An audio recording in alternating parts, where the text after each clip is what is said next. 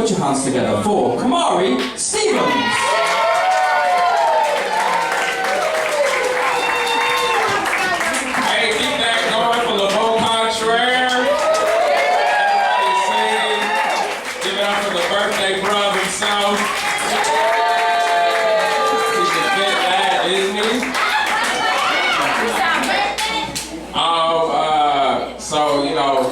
I've been dealing with a lot of what we like to call blues. And so you gotta do things to get yourself out of those bad spaces sometimes. You gotta trick your brain.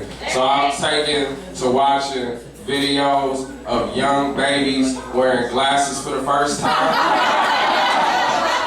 I don't know if you've seen them, but it'd be these little babies, and they had these very tiny spectacles, and they put them on their face, and since their ears aren't strong enough, they have a headband on them, so all the babies just look like little Horace Grants.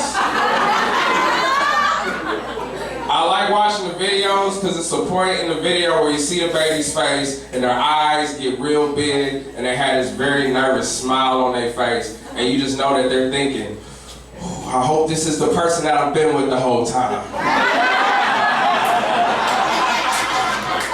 Is this the titty I've been sucking the whole time?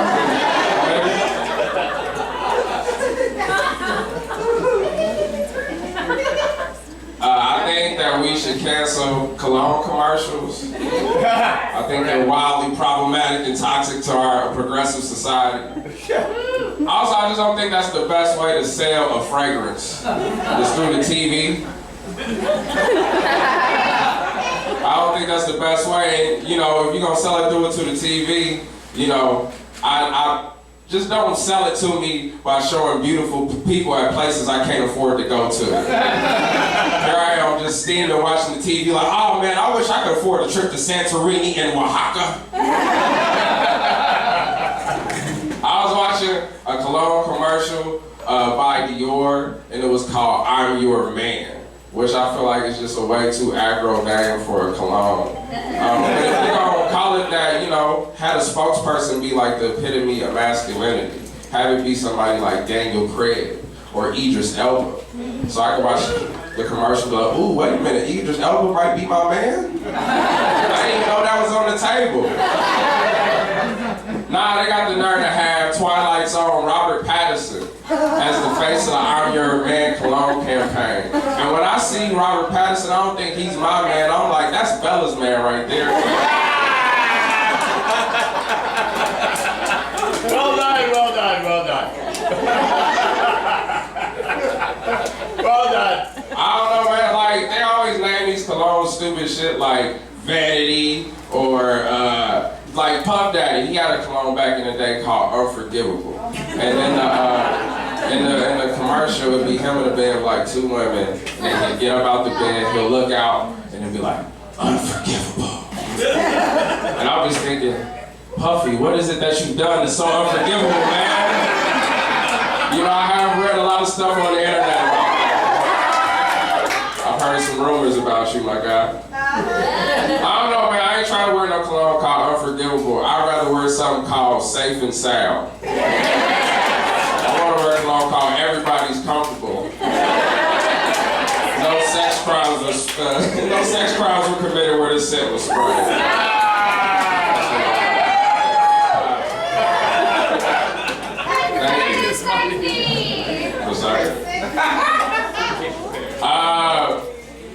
So, I'm a big fan of this song, Wet Ass Pussy, by Cardi B and Megan Thee Stallion. Y'all remember this oldie but goodie from early 2020? It has one of my favorite lyrics that I've ever heard in a rap song, bar none. At the end of Megan Thee Stallion's second verse, she says, if you fucks me and ask whose is it, when I ride your dick, I'ma spell my name. It's a great rap lyric, because it plays on that notion that a man think he's doing such a good job. It's like, whose pussy is this? And in this scenario, Megan Thee Stallion's not gonna say a word. She just gonna be like,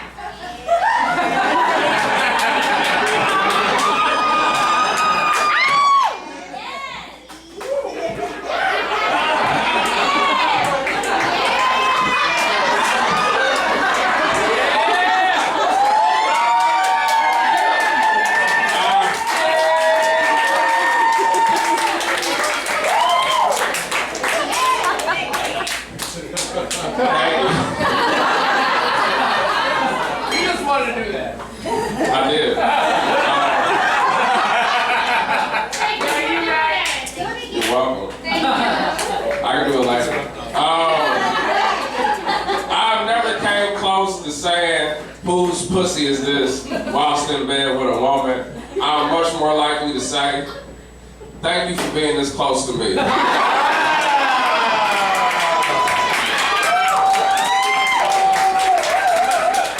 I'm a deeply hurt and broken person.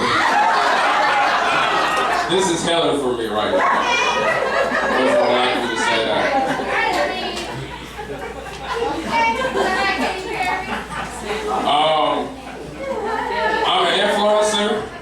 I'm an influencer, but not on the internet. I got a niece, I'll be influencing her and shit. At least I try to, but I don't think it's taken. Like sometimes I'll go back home and I try to read to her, and she'll smack the book out my hand. She'll be like, Uncle Mari, nobody likes reading. Reading is for nerds, and nobody likes nerds either. And I'll be like, Toot, you better not talk to me like all those kids that went to school with me at Carlson Elementary, Fairview Middle, and Meadowdale High School.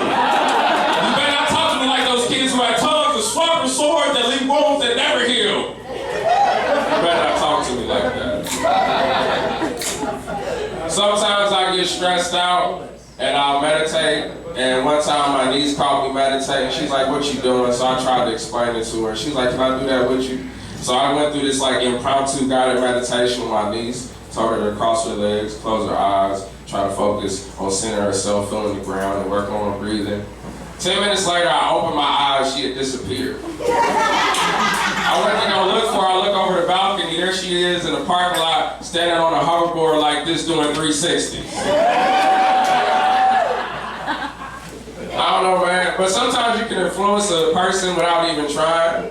Like my mom, she's played music for my niece that I like as a kid, and now my niece just thinks I'm the biggest MC Hammer fan.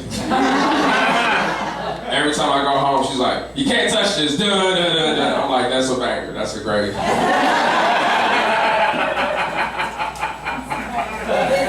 remember one time I tried to bring a lady home to be introduced to the family. My niece grabbed my hand like, here, let me tell you what my uncle likes. And she just put on the video with MC Hammer and the Speedo.